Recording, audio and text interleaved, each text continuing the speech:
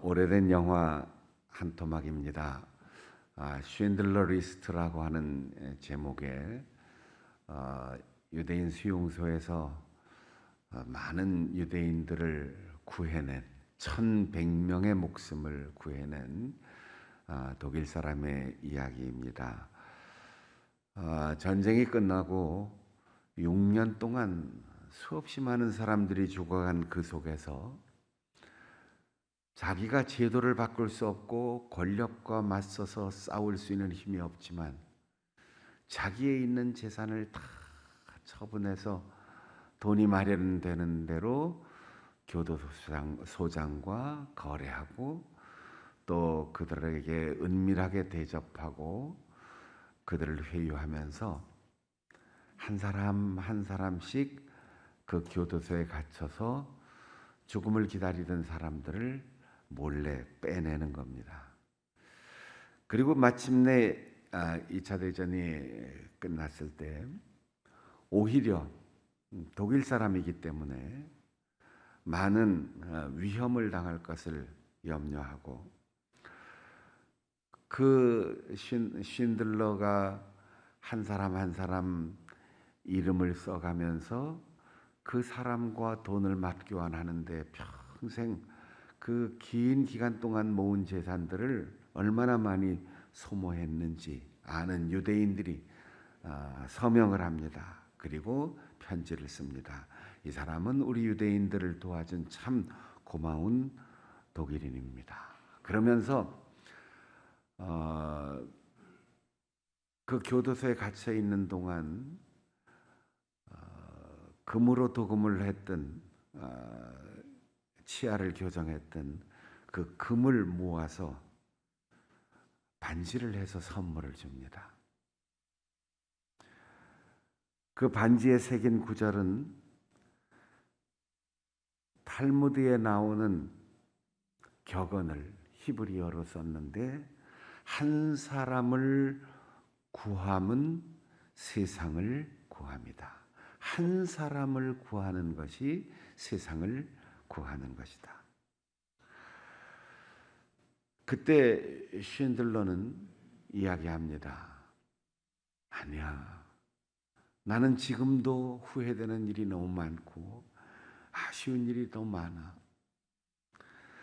내가 조금만 더 노력했으면 한 사람을 더 살릴 수 있었을 텐데 만약 내가 조금만 더 머리를 썼으면 조금만 더 희생했으면 더 많은 사람을 살릴 수 있었을 텐데 아닙니다.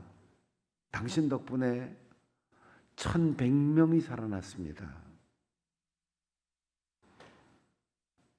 아니야. 1,100명을 구한 것보다 내가 좀 더 열심히 일해서 돈을 더 많이 벌었으면 아닙니다. 당신이 살린 그 1,100명이 후손을 앞으로 상상할 수 없을 정도로 많이 퍼지도록 할 겁니다. 나는 충분히 못했어. 내가 가진 저 승용차도 팔았으면 10명은 살릴 수 있었을 텐데 내 옷에 달려있는 이 금배지를 팔았으면 2사람은 더 살릴 수 있었을 텐데 조금만 더 노력했으면 누군가 이 세상을 떠난 그 한 사람을 구할 수 있었을 텐데 그렇게 오히려 자기가 한 일을 자랑스럽게 생각하기보다 한 사람을 구하지 못한 것을 후회하고 아쉬워하는 장면들을 보면서 한 사람 한 사람 살아남았던 유대인들이 그의 곁에 다가와서 그를 끌어안고 위로합니다.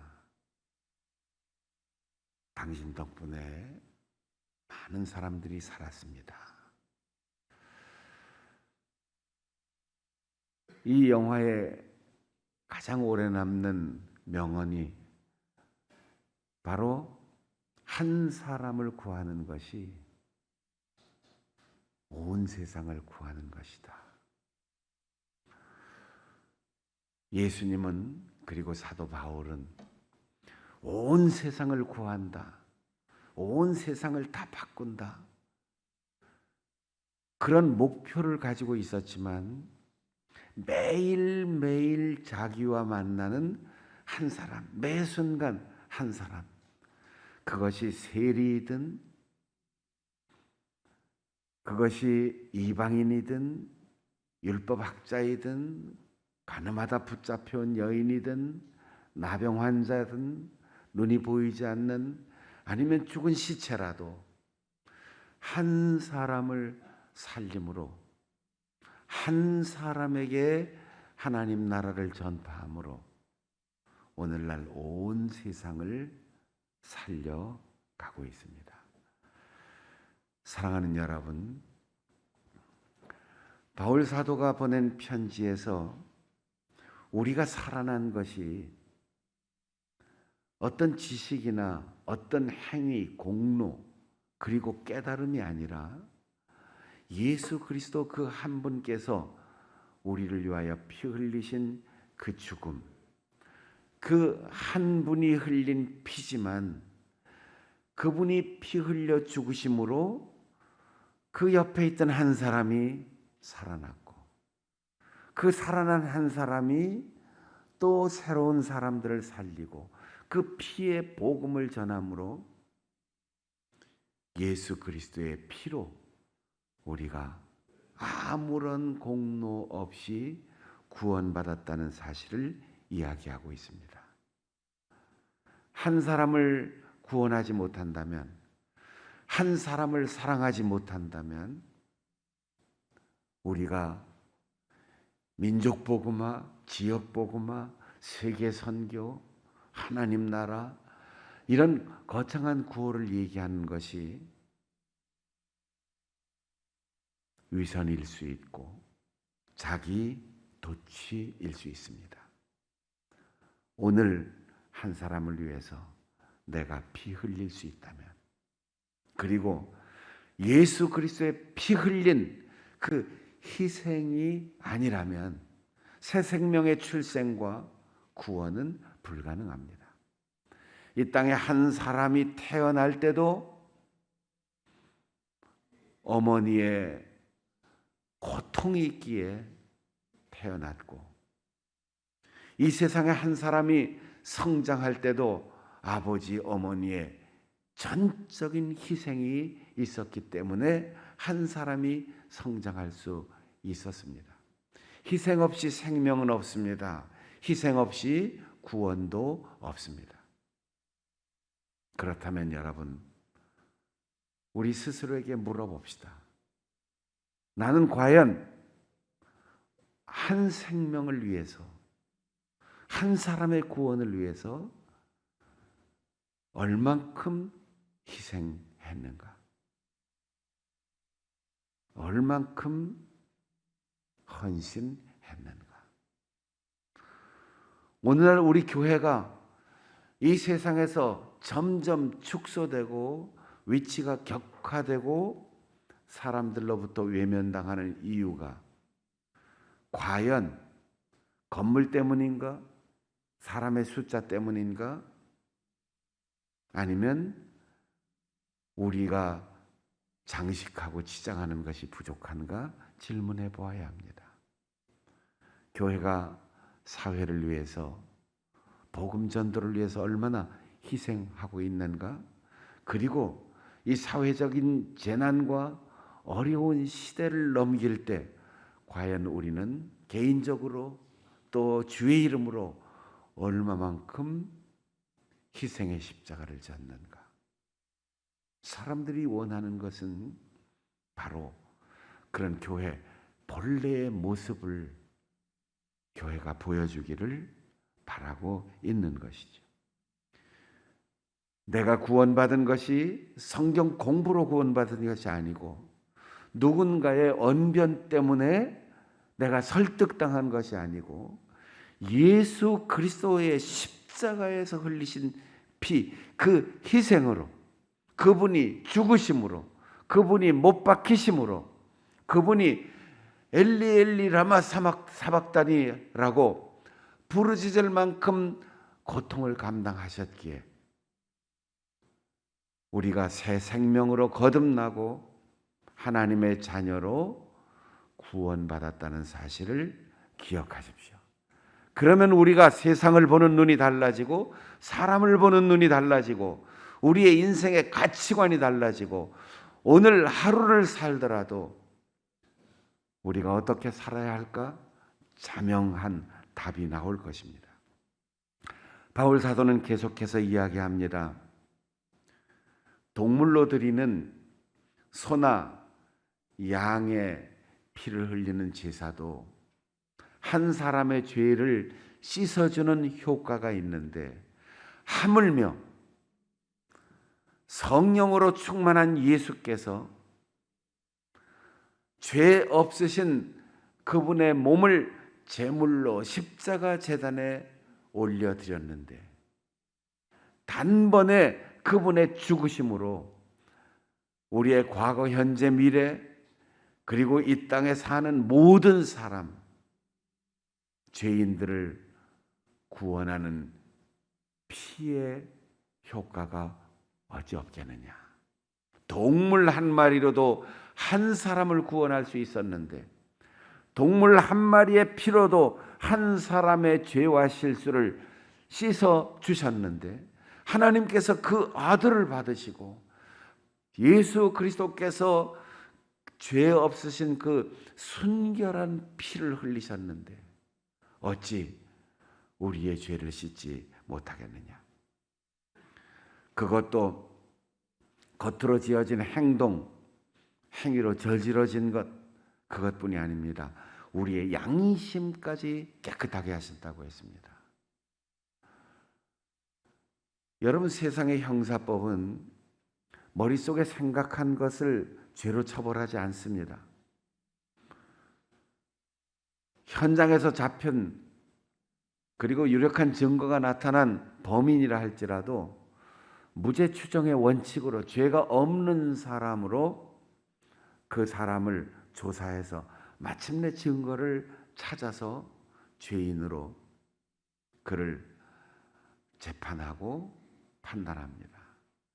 그런데 성령께서는 예수 그리스도의 피를 통하여 우리 자신의 겉으로 드러난 다른 사람들이 다 알고 내가 알고 네가 아는 그런 죄를 깨끗이 씻는 것뿐 아니라 나도 미처 깨닫지 못했고 나도 인식하지 못했던 그 모든 죄를 우리의 양심에 거슬렀던 생각의 죄를 그리고 우리 속에 죄악된 욕심을 가지고 추구하다가 실패했지만 기울어졌던 그런 모든 죄의 양심을 깨끗하게 한다는 거예요. 그래서 구원을 받을 때 우리가 철저하게 회개한다라고 말하면 이 회개는 방향을 전환한다는 뜻이에요. 완전히 잘못됐구나. 이 길로 가면 안 되는데 조금 수정을 해야 되겠는데 그게 아니에요. 완전히 180도 돌아서서 다른 삶을 사는 것을 회개라고 합니다. 구약 성경에 나오는 룻이라고 하는 이방 여인이 있었습니다. 모압 지방으로 흉년을 피해서 갔던 이스라엘 가족을 만나서 그 집의 며느리가 됐는데 시아버지에서부터 신랑과 시동생 다 죽고 시어머니만 남았어요. 시어머니가 이제 자기의 기가 막힌 팔자를 한탄하면서 나와 만나는 사람마다 다 이렇게 목숨을 잃고 내가 마음을 붙여 사랑하는 것들을 다 잃게 하시는 하나님 앞에서 내가 어떻게 얼굴을 들고 살 수 있느냐. 이제는 이 땅을 떠나겠다. 그리고 고향 땅으로 가야겠구나. 그때 룻은 어머니, 나를 이 땅에 남으라고 하지 마십시오. 나를 어머니에게서 떠나라고 하지 마십시오. 나는 어머니를 선택했습니다. 어머니의 하나님을 선택했습니다. 어머니의 민족을 선택했습니다. 그러니 나는 어머니 한 분을 선택함으로 내 모든 선택이 다 달라졌습니다. 일부만 선택한 것이 아닙니다. 어머니 당신의 삶, 어머니 당신의 땅, 당신의 백성, 당신의 하나님 모두를 선택했습니다. 한 사람을 선택해서 그 시어머니의 땅으로 함께 돌아왔을 때 나오미에게는 고국이지만 룻에게는 전혀 환경과 문화가 다른 이방 땅입니다. 게다가 남편도 없습니다. 시아버지도 없습니다. 형제도 없습니다. 일가 친척도 없습니다. 그런데 한 사람을 선택하고 그 시어머니의 외로운 노후를 보살피기 위해서 추수 때 밭에 떨어진 이삭을 줍기 위하여 나갑니다. 오직 그 한 분을 살리기 위해서. 그리고 보아스가 그를 선택합니다. 한 사람을 선택하고 한 사람을 사랑하고 한 사람을 위해서 희생하고 한 사람을 잘 섬겼는데 다윗의 할머니가 되었고 다윗의 후손을 통하여 이 세상을 살리는, 온 세상을 살리는 믿음의 조상 가운데 한 사람이 되었습니다. 여러분, 나중에 무언가를 하기 위해서 오늘 누구를 도울 수 있는 기회를 보류한다면 우리가 내일도 살아있을지 누가 장담할 수 있겠습니까? 내일 없어서 누구를 도와주지 못한다 할지라도 오늘 주어야 할 사람을 만난다면 오늘 내 지갑을 열어야 됩니다. 오늘 나에게 도움을 필요로 하는 사람이 있다면 오늘 지금 그 사람을 위해서 손을 내밀어야 합니다. 오늘 그 사람을 만나기 위해서 내 발걸음을 옮겨야 합니다. 내일 용서하고 싶다면 오늘 지금 용서해야 합니다. 더 많은 사람을 사랑하고 싶다면 지금 한 사람을 선택하고 사랑해야 합니다.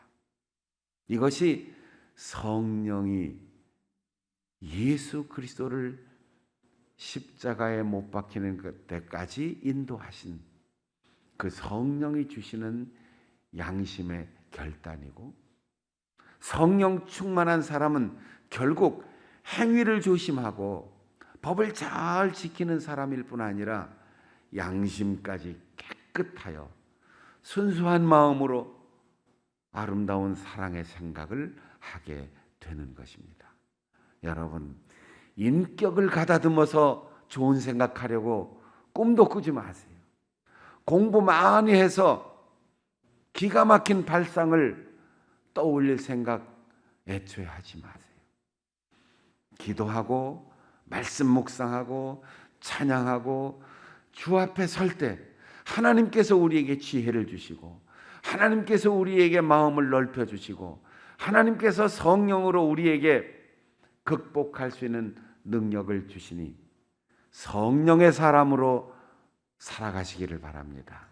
성령 충만한 사람, 그 사람을 가리켜 우리는 성결인이라고 말하고, 성령이 내 인격을 사로잡고 성령께서 내 마음을 움직여 가시는 상태를 성결의 은혜라고 말하는 것입니다.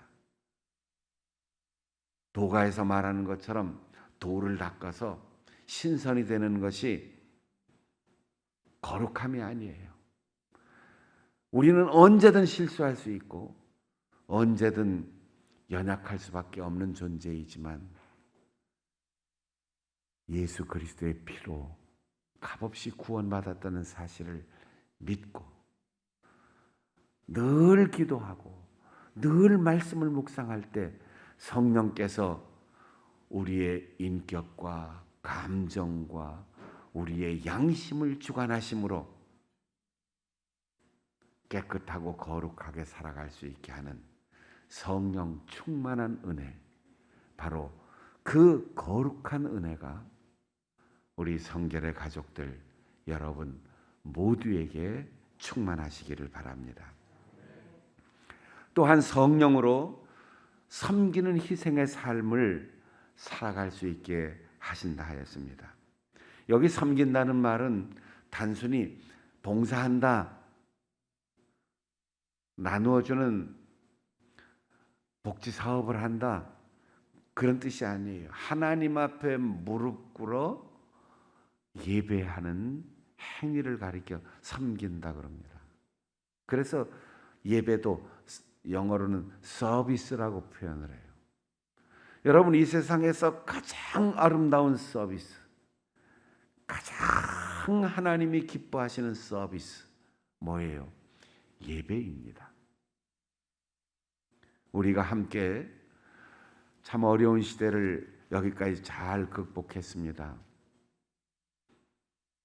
몸이 불편하고 약하고 또 방역 단계에 이웃을 배려하는 마음으로 교회 예배 참여하지 못했던 2년 가까운 세월이 우리 모두에게 있습니다. 하나님을 바라보는데 영상을 보든 직접 와서 목사 얼굴을 보든 조금 더 차이 있을 게 없어요. 단 하나 차이가 있다면 우리는 서로를 볼 수 없었다는 거죠. 이제 하나님을 바라보는 변함없는 마음으로 서로 따뜻하게 눈길을 주고받으며 손잡고 같이 목소리 높여 찬양할 수 있는 그런 날이 곧 내일부터 시작될 거예요. 함께 와서 교회 학교 모두 와도 어린아이들도 데리고 와서 이 2년 동안 자녀들을 위해서 교회 학교에서 모이지 못하니까 어른 예배에 아이들을 데리고 와서 빠짐없이 예배에 참석하는 이들도 있다는 얘기를 들었어요. 이제 예배의 소중함을 우리가 얼마나 깊이 깨달았습니까? 함께 내 시간을 희생하고 내 마음을 희생해서 주님 앞에 예배함으로 더 큰 기쁨을 맛볼 수 있기를 바랍니다. 학교 교수님들을 만났더니, 대학교 교수님들을 만났더니, 야, 이제 비대면으로 영상으로 강의하지 않고 학교로 모이자. 그래서 몇 % 모일 수 있으니까 학교로 와라 했더니 학생들이 거의 대부분 싫어하더라는 거예요. 그 제가 이 학교를 오라고 하면 기쁘게 올 텐데 왜 학생들이 학교를 안 오려고 하냐 그랬더니 학교 오가는 시간 너무 많이 소모가 되고 그냥 영상으로 하면 딱 1시간 강의 듣고 나머지 뭐 자격증 시험 준비도 하고 알바도 하고 이렇게 해서 돈도 벌 수 있고 훨씬 더 경제적이고 효율적으로 시간을 쓰는데 학교 가는 시간이 아깝다는 거예요. 제가 그 얘기를 들으면서 우리 교회에 예배 참석에도 그런 핑계를 대는 분이 혹시 있지 않을까 생각하는데, 여러분 인생을 살아보면 꼭 계산대로 되는 게 아니잖아요. 학교까지 오가는 길에 전철 안에서 버스에서 인생의 배우자를 만난 사람도 있어요. 다시 바꿀 수 없고 다시 만날 수 없는 가장 소중한 사람을 길 가다가 만난 사람도 있어요. 그뿐 아니라 평생을 목회자들이 신학교에서 공부하고 책 본 지식으로 목회하는 게 아니고 힘들고 어려울 때도 학교 캠퍼스에서 같이 밤을 새고 기도하고 같이 도서관 드나들고 같이 토론하고 강의만 듣는 것이 아니고 교수님하고 때로는 다투다시피 논쟁하면서 서로의 신앙적인 중심을 잡아가면서 컸던 추억이 있는 사람들이 교단에서 같이 동기가, 선배가, 후배가 인생의 중요한 결정적인 역할을 할 때가 얼마나 많은데 우리 학생들이 이걸 생각을 못하는 거죠. 여러분, 고등학교든 중학교든 초등학교든 졸업한 지 수십 년 됐는데 그 어릴 때 동기들 만나보면 얼마나 좋아요. 다 쓸데없는 것 같은 시간들을 보낸 사람들이 가장 소중한 사람들이 된 거예요. 가장 쓸데없는 시간 같은 그 시간들이 우리 인생의 보석 같은 시간들이 된 거예요. 예배 운전하고 차 밀리는데 교회까지 갔다 오는 것보다는 간단하게 영상으로 예배 드리고 잠옷바람으로 그냥 있다고 누가 볼 사람도 없고 주일날 아침에 세수하고 머리 감고 날씨 추워지는데 귀찮은데 그냥 계속 가자. 우리 좋은 신앙의 이웃들이 사라지는 거죠. 섬기는 희생으로 사람을 살리고 또 내가 사는 거죠. 마가복음 12장에 보면 예수님께 와서 질문한 사람이 있어요. 어떻게 해야 영생을 얻습니까? 너는 어떻게 알고 있느냐? 마음과 뜻과 정성을 다하여 하나님 한 분을 사랑하고 내 이웃에 있는 그 사람 나처럼 사랑하라. 이 안에 다 들었습니다. 네가 천국에서 멀지 않았느니라. 모두가 한 분 하나님, 많은 신들을 섬기는 것이 아니에요. 한 분 하나님을 모든 것 다하여 사랑하고 한 사람, 그 사람을 나처럼 옷 입히고 나처럼 먹여주고 나처럼 안아주고 나처럼 용서하고 나처럼 변명해주고 나처럼 사랑해주는 것이 사랑의 가장 근본적인 원리이며 그것이 천국 문 앞까지 우리를 인도해 주는 겁니다. 안도현 시인이 시를 쓰고 작곡가 이지상이 노래를 만들고 양희은의 노래로 많이 알려지진 않았지만 아름다운 시가 한 편 있어서 읽어드립니다.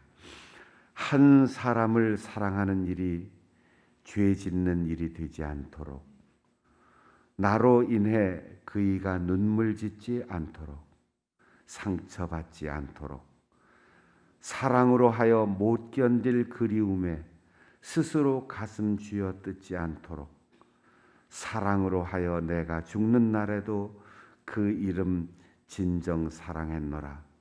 그 말만은 하지 말도록 묵묵한 가슴 속에 영원이도록 그리하여 내 무덤 가에는 소금처럼 하얀 그리움만 남도록. 사랑하는 사람은 늘 가슴이 아픕니다. 사랑하는 사람은 늘 낮아집니다. 사랑하는 사람은 언제나 그 사람만 생각합니다. 종교개혁의 정신은